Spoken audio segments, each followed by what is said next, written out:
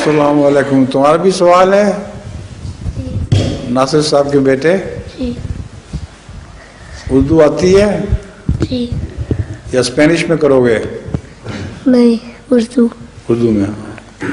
मेरा सवाल है, जब थर्ड वर्ल्ड वॉर ख़त्म हो जाएगी, जब थर्ड वर्ल्ड वॉर तीसरी आलमगीर जंग जब खत्म, अच्छा हाँ, जब भी वो ख़त्म हो जाएगी, क्या होएगा ये दुनिया को? तो तीसरी जंग खत्म होगी तो इस दुनिया को क्या होगा? इसके मुतालिक आइंस्टाइन ने जवाब दिया हुआ है।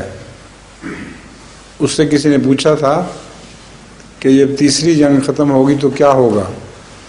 उसने कहा उस वक्त फिर उसके मुतालिक ने पूछो, मुझसे चौथी जंग के मुतालिक पूछो। चौथी जंग लाठियों से लड़ी जाएगी, क्योंकि सब कुछ तरक्की इंसानी तीसरी जंग में बर्बाद हो जाएगी, कुछ भी नहीं रहेगा बाकी।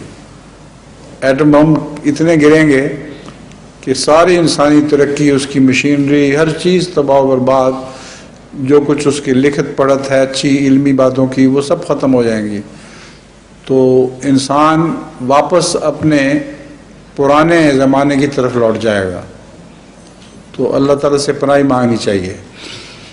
ठीक है, समझ आ गई है?